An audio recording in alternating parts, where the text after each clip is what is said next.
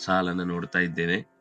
ಹಿಂದೆ ನಿಧಾನಕ್ಕೆ ಪಾದದಿಂದ ಅಡಿಯಿಂದ ಮುಡಿಯ ತನಕದ ಚಿಂತನೆಯಲ್ಲಿ ಎದೆಯನ್ನ ಚಿಂತನೆ ಮಾಡಿದ್ರು, ತೋಳುಗಳನ್ನ ಅರ್ಥೈಸಿಕೊಟ್ರು. 4 ತೋಳುಗಳು 4 ರೀತಿಯಾದ ಪುರುಷಾರ್ಥಗಳನ್ನ ಈಯುವುದಕ್ಕಾಗಿ ನಮಗೆ ಸರ್ವದಾ ಸಹಾಯಕವಾಗಿ ನಿಂತಿದೆ ಅಂತ. ಮುಂದೆ ಸ್ಮರೇತಯಾಮಿನೀನಾಥ ಸಹಸ್ರಾಮಿತ ಕಾಂತಿಮತ್ ಭವತಾ ಪಾಪನೋದೀಡ್ಯಂ ಶ್ರೀಪತೇರ್ ಮುಖ ಪಂಕಜಂ. ಭಗವಂತನ ಮುಖ ಕಮಲವನ್ನ ನೆನಪಿಸಿಕೊಳ್ತಾ ಹೇಳ್ತಾರೆ, ಶ್ರೀಪತೇಹ ಮುಖ ಪಂಕಜಂ ಸ್ಮರೇತ, ಸ್ಮರಿಸತಕ್ಕದ್ದು, ಸ್ಮರಿಸಬೇಕಾದ್ದು. ಯಾಮಿನೀನಾಥ ಸಹಸ್ರಾಮಿತ ಕಾಂತಿಮತ್. ಯಾಮಿನಿ ಅಂದ್ರೆ ಕತ್ತಲೆ, ನಾಥ ಅಂದ್ರೆ ಚಂದ್ರ. ಯಾಮಿನೀನಾಥ, ಚಂದ್ರರ ಸಹಸ್ರ ಸಂಖ್ಯೆಯ ಬಿಂಬಗಳು ಒಟ್ಟಾದರೆ ಅದು ಹೇಗೆ ಅಂದ್ರೆ, ನಮಗೊಂದು ಸಹಸ್ರ ಅಂದ್ರೆ ಮತ್ತೆ 999 + 1 ಅಂತಲ್ಲ, ಅನಂತ ಲೆಕ್ಕ ಇಲ್ಲದಷ್ಟು ಚಂದ್ರನ ಬಿಂಬವನ್ನ ಒಟ್ಟಾಕಿ ಅದರಿಂದ ಬರುವ ಕಾಂತಿಯ ರಾಶಿಯನ್ನ ನಾವು ಲೆಕ್ಕ ಹಾಕಿದ್ರೆ ಹೇಗಿರುತ್ತೋ ಹಾಗಿರುವ ಮುಖ. ಅದರ ಕಾಂತಿಗೆ ನಾವು ಇದು ಕೇವಲ ಒಂದು ಲೋಕದ ಗ್ರಹಣೆಗೆ ಸಿಗಲಿ ಅಂತ ಈ ಪದವನ್ನ ಹಾಕಿದ್ದಾರೆ ಬಿಟ್ರೆ, ಇದಕ್ಕೂ ಮೀರಿದ್ದು ಅವನ ಕಾಂತಿ. ಆದ್ರೆ ನಮ್ಗೆ ಅರ್ಥ ಆಗ್ಲಿಕ್ಕೆ ಲೋಕದ ವಸ್ತುಗಳಿಂದಲೇನೆ ತಿಳಿದ ವಸ್ತುವಿನಿಂದ ತಿಳಿಯದ ವಸ್ತುವನ್ನ ಪರಿಚಯಿಸ್ಬೇಕಲ್ವಾ. ಹಾಗಾಗಿ ಲಕ್ಷಗಟ್ಟಲೆ ಅನಂತಗಟ್ಟಲೆ ಪೂರ್ಣ ಚಂದ್ರನ ಬಿಂಬಗಳನ್ನ ಒಟ್ಟೈಸಿದಾಗ ಮೇಳೈಸಿದಾಗ ಕಾಣುವ ಕಾಂತಿಯ ರಾಶಿ ಏನಿದೆಯೋ ಅಂತಹ ಕಾಂತಿಮತ್, ಅಮಿತ ಕಾಂತಿಮತ್, ಮಿತಿ ಇಲ್ಲದ, ಮೇರೆ ಕಾಣದ, ಕೊನೆ ಕಾಣದ ಕಾಂತಿಯ ಸ್ವರೂಪವಾಗಿ ಶ್ರೀಪತೇಹೆ ಮುಖ ಪಂಕಜಂ. ಅದು ಇನ್ನೂ ಏನ್ ಮಾಡುತ್ತೆ ವಿಶೇಷ ಅಂದ್ರೆ, ಭವ ತಾಪ ಅಪನೋದೀಡ್ಯಂ. ಭವ ಅಂದ್ರೆ ಸಂಸಾರ, ಸಂಸಾರ ಅಂದ್ರೆ ಏನು ಅಂತ ಹಿಂದೆ ಅನೇಕ ಪದ್ಯಗಳಲ್ಲಿ ಬಂದಿದೆ. ಎಲ್ಲಾ ತರದ ಹುಚ್ಚುಕೋಡಿ ಮನಸ್ಸಿನ ಓಡಾಟ, ದೈಹಿಕವಾದ ಒದ್ದಾಟ, ಜೊತೆಗೆ ಈ ಸಂಸಾರದ ಪರದಾಟ, ಎಲ್ಲವೂ ಸೇರಿದ್ರೆ ಭವ. ಈ ಭವ ತಾಪ, ಅದರ ಬಿಸಿ, ಈ ಭವದ ಬಿಸಿ ಏನಿದೆ ಅದರ ಅಪನೋದೀಡ್ಯಂ, ಅದನ್ನ ಕಳೆಯುವುದಕ್ಕಾಗಿ ಸ್ತುತಿ ಮಾಡಬೇಕಾದವನು. ತುಂಬಾ ಚಂದದ ಶಬ್ದ ಇದು. ಭಗವಂತನಿಗೆ ಭವತಾಪಾಪನೋದೀಡ್ಯಾಯ ನಮಃ ಅಂತ ಸ್ತೋತ್ರ ಮಾಡಬಹುದು ನಿತ್ಯ. ಭವದ ತಾಪದ ಅಪನೋದನ ಮಾಡಿಸುವುದಕ್ಕಾಗಿ ಈಡ್ಯನಾದವನು ಆ ರೀತಿ ಅಪನೋದನ ಮಾಡ್ತಾನೆ. ಅಪನೋದನ ಅಂದ್ರೆ ತೆಗೆಯುವುದು, ನುದ ಪ್ರೇರಣೆ. ಅಪನೋದನ ಅಂದ್ರೆ ಅದನ್ನ ನಿಷ್ಕಾಸ ಮಾಡುವುದು, ತೆಗೆದು ಹಾಕುವುದು. ಅದಕ್ಕಾಗಿ ಸಮರ್ಥನಾದ ಈಡ್ಯ ಅಂದ್ರೆ ಈಡಸ್ತುತವು, ಅಪನೋದನಕ್ಕಾಗಿ ಸ್ತುತಿಗೆ ಅರ್ಹನಾದವನು. ಯಾಕೆಂದ್ರೆ ವೈದ್ಯೋ ನಾರಾಯಣೋ ಹರಿ ಭವತಾಪಾಪನೋದೀಡ್ಯಂ ಅನ್ನೋದನ್ನೇ ನಾವು ನಿತ್ಯ ತೀರ್ಥ ತೆಗೆದುಕೊಳ್ಳುವಾಗ ದೊಡ್ಡ ವೈದ್ಯ ಯಾರು ಅಂದ್ರೆ ರೋಗ ಕಳೆಯೋನು. ನಮ್ಮ ತೀರ್ಥದ ಪ್ರಾಶನದ ಮೂಲಕ ಸಂಸಾರ ರೋಗಕ್ಕೆನೆ ಮದ್ದು ಕೊಡುವ ದೊಡ್ಡ ವೈದ್ಯ ಅದು ನಾರಾಯಣ ಅನ್ನುವ ಮಾತನ್ನು ನಾವು ಕೇಳುತ್ತೇವೆ.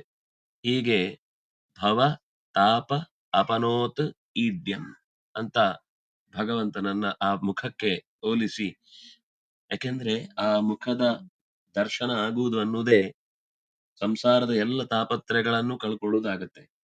ಯಾಕೆಂದ್ರೆ ಮುಖದ ದರ್ಶನ ಆಗುವುದು ಅಂದ್ರೆ ಅಲ್ಲಿ ಎಲ್ಲ ಒಟ್ಟಿಗಿದೆ. ಕಣ್ಣು, ಕಿವಿ, ಮೂಗು, ಬಾಯಿ, ತೊಗಲು, ಈ 5 ಇಂದ್ರಿಯಗಳು ಕೂಡ ಒಟ್ಟಿಗೆ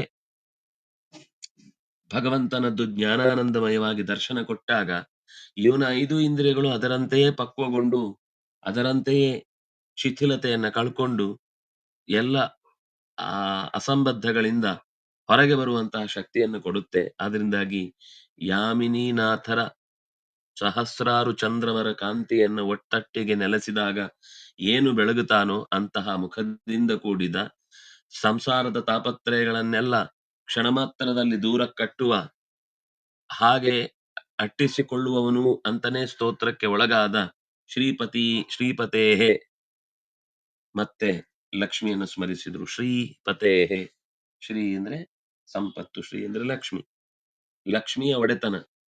ಯಾಕೆ ಸಹಸ್ರಾಮಿತ ಕಾಂತಿಮತ್ ಅಂತ ಹೇಳಿದ್ದು ಅಂದ್ರೆ ಇದಕ್ಕೋಸ್ಕರ. ಶ್ರೀ ಅಂದ್ರೆ ಕಾಂತಿ ಅಂತ ಅರ್ಥ. ಅವನೇ ಕಾಂತಿಯ ಸ್ವರೂಪ. ಅವನಿಗೆ ಸಾವಿರಾರು ಚಂದ್ರಮನ ಕಾಂತಿ ಅಂತೆ ಕಾಂತಿ ಉಳ್ಳವ ಅಂತ ಹೇಳಿದ್ರೆ ಎಲ್ಲಿಗೆ ಸಾಕಾಗುತ್ತೆ. ಇರ್ಲಿ, ಒಂದು ನೀವು ಆ ಶಬ್ದವನ್ನ ಪ್ರಯೋಗ ಮಾಡ್ತೀರಿ ಅಂತಂದ್ರೆ ಹಾಗೊಂದು ಉದಾಹರಣೆಯಿಂದ ಸ್ವಲ್ಪ ಆದ್ರೂ ದೇವರ ಬಗ್ಗೆ ಏನೂ ಗೊತ್ತಿಲ್ಲ ಅನ್ನೋದಕ್ಕಿಂತ ಸ್ವಲ್ಪ ಹೆಚ್ಚು ಗೊತ್ತು ಮಾಡ್ಕೊಳ್ಳಿಕ್ಕೆ ಆಗತ್ತೆ ಅನ್ನೋ ಕಾರಣಕ್ಕೆ ತಾನೇ ನೀವು ಅದನ್ನ ಉದಾಹರಣೆಯಾಗಿ ಕೊಟ್ಟದ್ದು. ಇರ್ಲಿ, ಸ್ವತಃ ಅವನು ಕಾಂತಿಮಂತ. ಚಂದ್ರನ ಕಾಂತಿಯಿಂದ ಕಾಂತಿ ಬರುವುದೂ ಅಲ್ಲ, ಅಥವಾ ಆ ಕಾಂತಿ ಬರುತ್ತೆ ಅನ್ನುವ ಈ ಆ ವ್ಯವಸ್ಥೆಯನ್ನ, ಲೋಕದ ವ್ಯವಸ್ಥೆಯನ್ನು ಇಟ್ಟುಕೊಂಡು ನಾವು ಅದೇ ತರದ ಕಾಂತಿ ಅಂತ ಯೋಚಿಸುವುದೂ ಅಲ್ಲ. ನಮ್ಗೊಂದು ಅರ್ಥ ಆಗ್ಲಿ ಅಂತ ಆ ಚಂದ್ರನ ಕಾಂತಿಯ ಬಗ್ಗೆ ಹೇಳಿದ್ದು. ಅದು ಮತ್ತೆ ಅನ್ಯಾದೃಶವಾದ ಲೋಕೋತ್ತರವಾದ ಬೆಳಕು.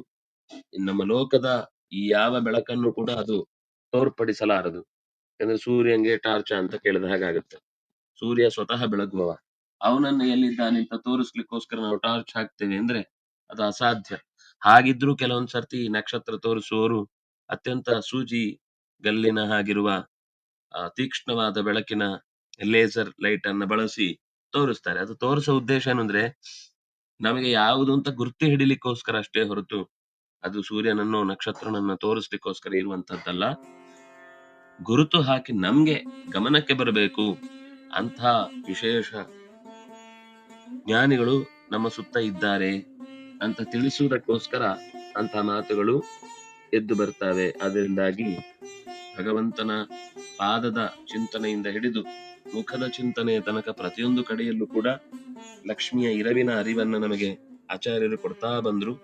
ಈಗ ಇಡೀ ಮುಖವನ್ನ ಸ್ತೋತ್ರ ಮಾಡ್ತಾ ಇದು ಸಂಸಾರದ ತಾಪವನ್ನ ಕಳೆಯುವಂತಹ ಸಾವಿರಾರು ಚಂದ್ರನ ಕಾಂತಿ ಏನು ಅಂದ್ರೆ ತುಂಬಾ ಅಹಿತವಾದ ಬಿಸಿಯಲ್ಲಿ, ಸಂಸಾರದ ಬಿಸಿಯಲ್ಲಿ ಒದ್ದಾಡ್ತಾ ಇರ್ತಾನೆ. ಹಾಗೆ ಒದ್ದಾಡೋನಿಗೆ ಈ ಚಂದ್ರನ ಕಾಂತಿಯಂತೆ ಕಾಂತಿ ಉಳ್ಳಂತಹ ಮುಖದರ್ಶನ ಆಯ್ತು ಅಂದ್ರೆ ಒಂದು ಭರವಸೆ ತುಂಬುತ್ತೆ, ಧೈರ್ಯ ಬರುತ್ತೆ. ಆ ಧೈರ್ಯವನ್ನ ತುಂಬಲಿಕ್ಕೋಸ್ಕರ ಭಗವಂತ ಹೇಗಿದ್ದಾನೆ ಅನ್ನೋದನ್ನ ಆಚಾರ್ಯರು ಈ ಪದ್ಯದಲ್ಲಿ ಸ್ತುತಿ ಮಾಡಿದ್ರು. ಇನ್ನಷ್ಟು ಕೆಲವು ಸಂಗತಿಗಳನ್ನ ನಾವು ಮತ್ತೆ ನಾಳೆಯ ಚಿಂತನೆಯಲ್ಲಿ ಅನುಸಂಧಾನ ಮಾಡೋಣ ಅಂತ ಹೇಳ್ತಾ, ಕಾಯೇನ ವಾಚ ಮನಸ ಇಂದ್ರಿಯರ್ವಾ ಬುದ್ಧಿಯ ಆತ್ಮನಾವ ಅನುಸೃತ ಸ್ವಭಾವ ಕರೋಮಿ ಯದ್ಯತ್ ಸಕಲಂ ಪರಸ್ಮೈ ನಾರಾಯಣ ಇತಿ ಸಮರ್ಪಯಾಮಿ. ಶ್ರೀಕೃಷ್ಣಾರ್ಪಣಮಸ್ತು.